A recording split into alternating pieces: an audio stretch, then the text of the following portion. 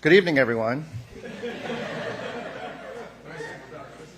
I'm City Council Member Eric Paulson, and it's my privilege to be here on behalf of City Council to welcome you to the 2024 State of the City.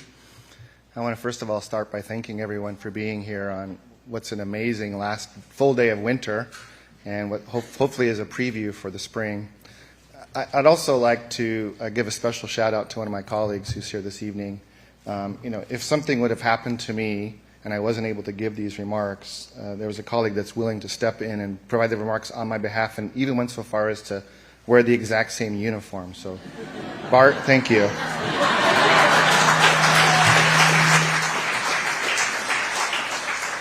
That's your City Council working together as a team.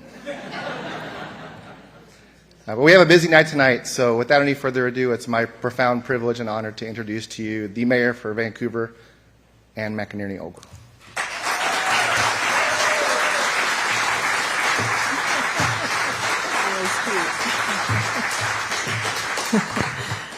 That's cute, and thank you for dressing it like twins here. Thank you, Eric, and good evening. It absolutely is a privilege to be here this evening, and I do thank you so very, very much. We thank you for coming in on such a beautiful night. And before I get started into the entire speech, I wanted to thank my colleagues on the Vancouver City Council who are here. Councillor Bart Hansen, Ty Stober, Kim Harless, and Sarah Fox is here somewhere. Diana Perez could not join us this evening, but we wanted to recognize her also. And then, of course, Mayor Pro Tem Eric Paulson. Every one of these members on the council are long-term, lifelong residents of the great community. In fact, we did a little bit of math. You might know that that's one of my favorite things. And we represent nearly 200 years of experience living in Vancouver. That's a lot of time. Together, we understand our past from a range of viewpoints and experience, and it helps us leading into that shared vision for the future. That's one of our strengths. But none of the work that we have been able to do this last year would not be without your help. So thank you so very much and your commitment for serving in our community. I'd also like to recognize our many community partners that we have this evening. The city can get a lot done, but we don't do it by ourselves. So there are so many. I'm just going to have all of you stand, and I'm going to rattle off all the names very, very quickly. So if you are an elected or represent an elected, or you are one of our superintendents, our schools, our colleges, etc., would you please stand? And I'm going to read some of these names while they're doing that. So from the Clark County Council, we have Glenn Young. The Mayor of Ridgefield, Ron Onslow. We have some members from the City of Le Centre here. We have all three Port Commissioners, Eric LeBrant, Don Orange, Jack Berkman, Dr. Karen Edwards, President of Clark College. We think we have the Superintendent of Evergreen Public Schools, John Boyd, Matt Morton, the Community Foundation, Jordan Bolt from Vancouver Farmers Market, Laura Ellsworth, Council for the Homeless, Sheila Davis and Paris Nelson from Fourth Plain Forward, John Anderson from the Governor's Office, Tanisha Harris from Senator Cantwell's office, Caitlin Harrington from Senator Murray's office, and Emma Montague from Representative Gluesenkamp-Perez's office. Look at all of you. Oh, thank you so very much.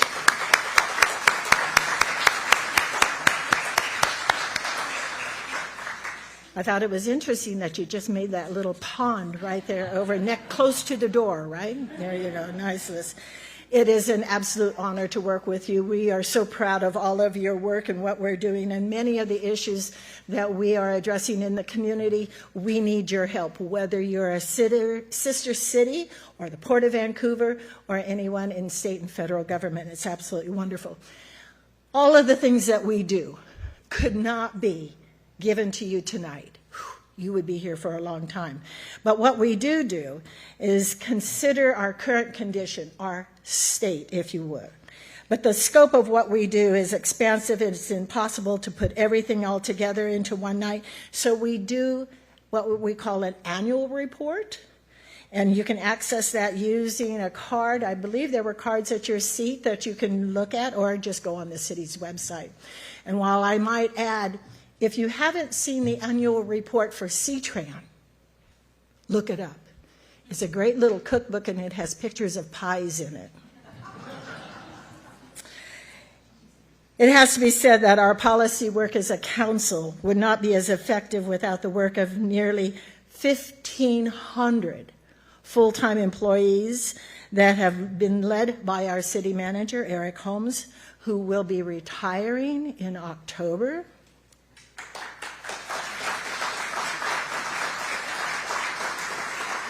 Eric and Beth, perfect timing, come on in. Under Eric's leadership, Vancouver experienced significant development and growth and has enhanced services to meet the challenging needs of our residents. He has changed us from that little bedroom community everyone talked about, and we have evolved into a very urban city of the future. So 17 years of service. Eric, thank you so very much.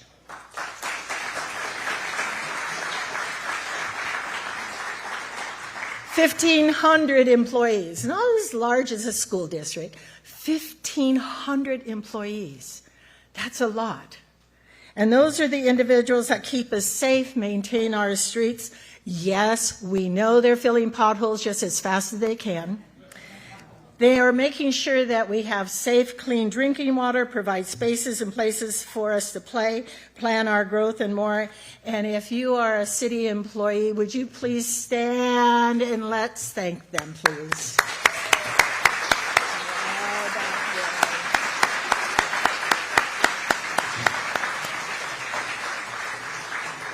Yep, they're so shy.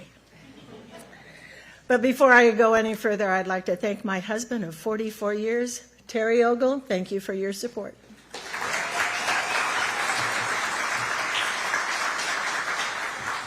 Oh, well, last year marked the passing of 10 years, a decade of serving as an elected. First as a city councilor and now in my second term as mayor. And 10 years is both a very long time and it's a blink of the eye. So much has happened in 10 years.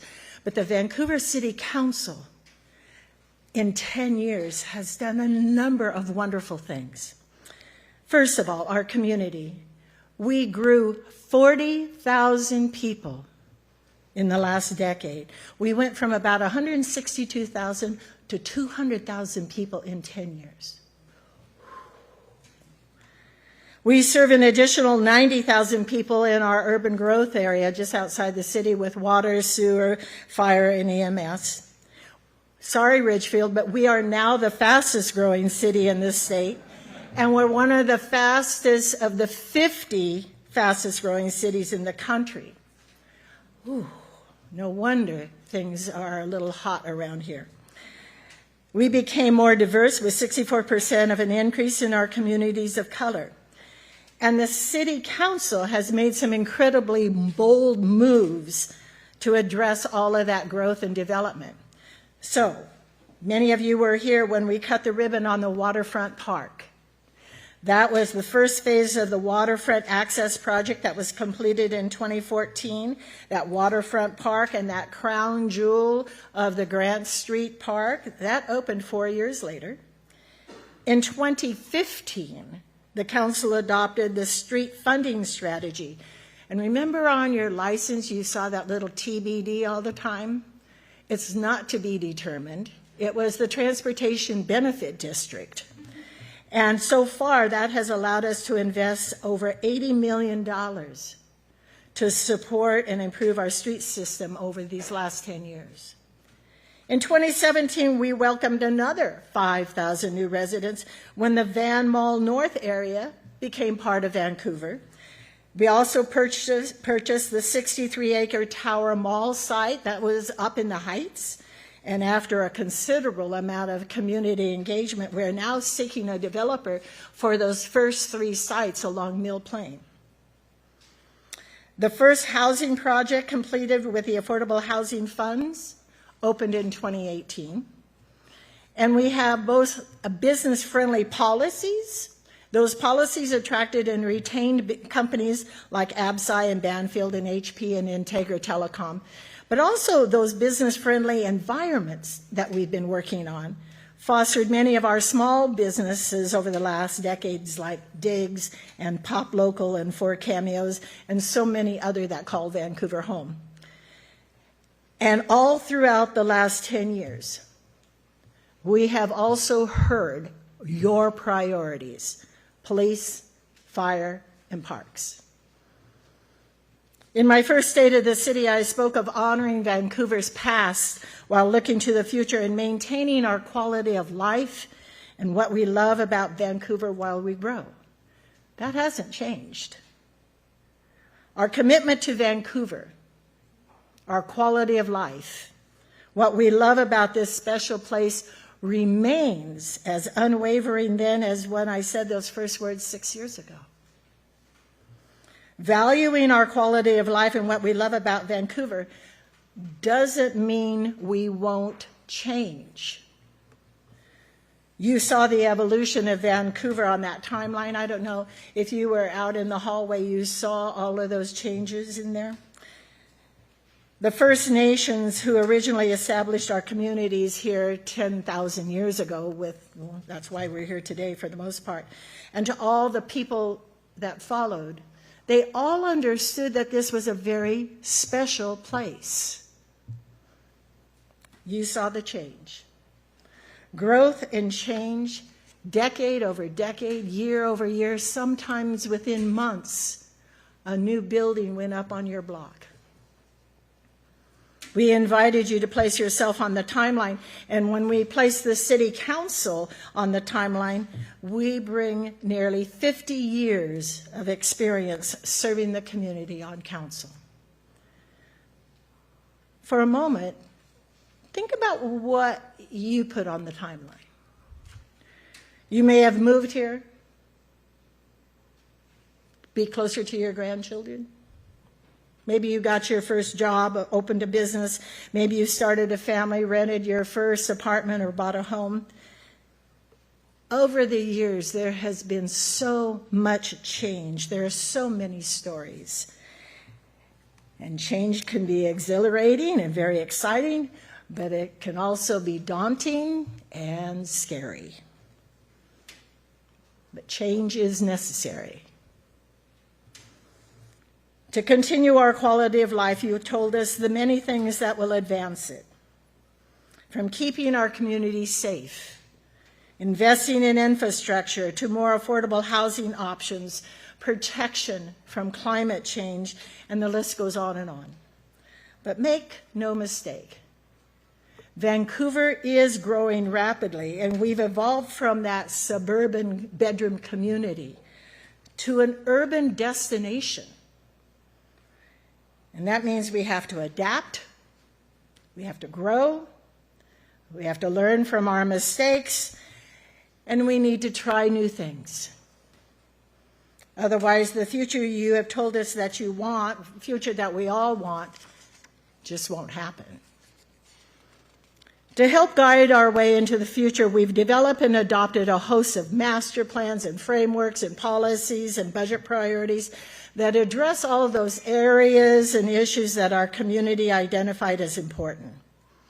And all of those plans were created with the community's involvement and participation. Literally, there have been thousands and thousands of hours of feedback and ideas and input over time, and the end result is always better because you shared your voice. Equipped with your feedback and involvement, we took on ambitious and bold work that will impact the community for years to come. Let's start with Climate Action Framework. You told us that climate change and how we address it is important to you. It's important to us too. Last year, we adopted the Climate Action Framework to ensure the safety and stability of our community in the face of climate change by reducing our greenhouse emissions and building resiliency to all of those climate change impacts. We started with our own operations. We introduced electric and hybrid vehicles into our city's fleet. All city diesel fleet equipment has been converted to what we call an R99 fuel, reducing our diesel emissions for about 74–75%. We also strengthen our critical areas ordinance to incorporate the best available science into protecting the sensitive areas within our city. And we have asked the port and we have asked our sister cities to join in that climate framework design. Homeless response. You've shared that addressing the impact of homelessness in our community is important to you, and it's important to us also. In 2023, we declared a state of emergency to continue our response to the growing crisis of homelessness. That declaration builds on the work that we've done and the lessons we have learned over time. But given that rapidly changing and complex nature of the issue, particularly with the contributing and deadly factor of fentanyl, it was clear that we needed more tools and the ability to act quickly. So far, we have closed 5 areas to camping, cleaned up camps, expanded mental health response teams, and opened both our 3rd and our 4th safe stay villages. Within a year, we have our sights on opening a 100 to 150 bed bridge shelter where those experiencing homelessness can have a place to stay while they bridge out of those tents into living inside and moving on to their next step of their journey for a permanent housing. So, speaking of housing, the need for affordable housing options continues to grow. In 2023, you told us by your votes by passing Proposition 3 that creating and maintaining affordable housing stock and helping those who are most vulnerable, again, is important to you. That levy will raise $10 million annually for 10 years. And with this revenue, we'll be able to assist 2,500 households with rent assistance and housing services, 150 households with home ownership, preserve or construct 2,400 affordable units, and support over 550 shelter beds over the life of the levy. This next priority is consistently at the top of your mind and has been every year for the last 44 years that we know of, and that's public safety. You've told us in emails, surveys, forums, coffees, and at council that community safety is important to you. 2023 saw several important community safety milestones. It's been almost a year since all of our uniformed police officers have had their body-worn cameras on them, and nearly 230 officers now wear a camera as part of their uniforms, and we also put in front and rear cameras in over 120 police vehicles. Not only was that a significant milestone for our department, but also for our community. If you'll recall, that program originated from our Community Task Force on Policing after we had that independent assessment from the Public Executive Research Forum. The cameras are an important tool to transparency, accountability, and trust building, but they're also an excellent tool for training. Speaking of the PERF report, remember way back in 2019, we had 84 recommendations to improve the VPD's culture, policies, and practices around use of force. Every one of those has been implemented as of 2023, and I just think that deserves a round of applause.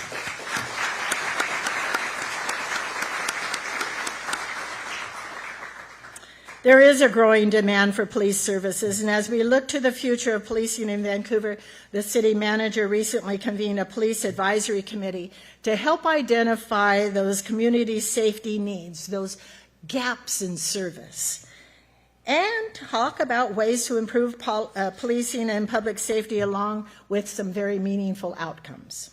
So as part of their work, the committee will also examine potential future investments in police services, and we'll be meeting from June up until probably the summertime when they will present their reports through the city council and to the city manager.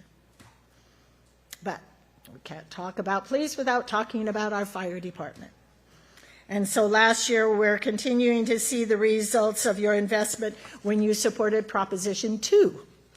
We added a ladder truck with a full company and also 3 paramedic squads. We began design and planning for a new Fire Station 5 logistics warehouse to centralize all of that essential equipment, the supplies, the records for the entire fire department, and we also bought property for Station 3. We have been hiring and hiring. We have hired 36 additional firefighters, increasing the department's daily roster of firefighters on duty during a 24-hour shift from 43 to 53. You're paying a wonderful salary to the firefighters, keeping them ready to respond to your needs. Thank you so very, very much for Prop 3. And now the strategic plan. The final accomplishment I want to tell you about is one of the most important ones, as it lays out the city's strategic direction for the next 6 years. The council adopted its strategic plan in 2023 and built it on our shared values of livability, equity and inclusion, innovation, sustainability and resiliency, and then the community trust and relationships. With a 16-member strategic plan advisory committee, the plan was also built on the shoulders of, how many of you remember before the pandemic, a document called Stronger Vancouver.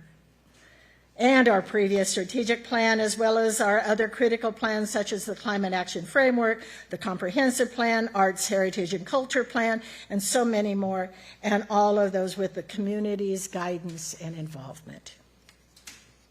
With our shared plans, with our shared values, the plan will drive the city's work and ensure alignment with future policies and programs and the investments we make in 8 critical areas. And just 3 of them would be economic opportunity, culture and heritage, and then safe and prepared community. What makes this strategic plan different from the previous ones is the inclusion of quantifiable metrics in the form of community indicators and performance measures.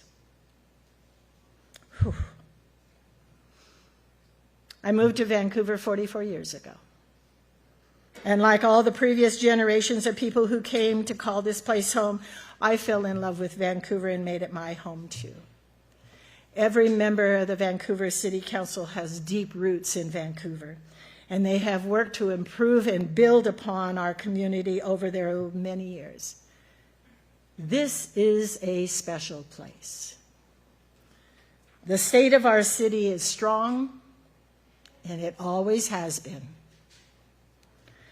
It needs to continue to be a special place where people can come and fall in love with our community enough to start a business, to buy a home, to make a home, to put down roots for the next generation of Vancouverites. And we need to stay true to the values that makes Vancouver special. We also must adapt and change to get the outcomes that contribute to our quality of life. I'd be the first to admit that it can be hard for change, and it's not easy to do new things or change what we've been accustomed to. And from our earliest days, Vancouver was built on change, and not just change for change's sake, but to advance in a way that allows us to keep what is special and to focus on what is important. And that is what makes the state of our city strong for the long term. Thank you so very much.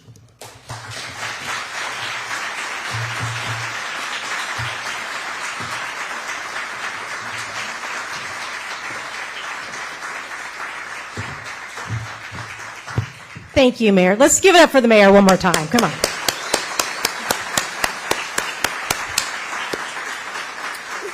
So, like I told you all before we got started, I'm going to invite all of you to go out into the lobby and have some refreshments.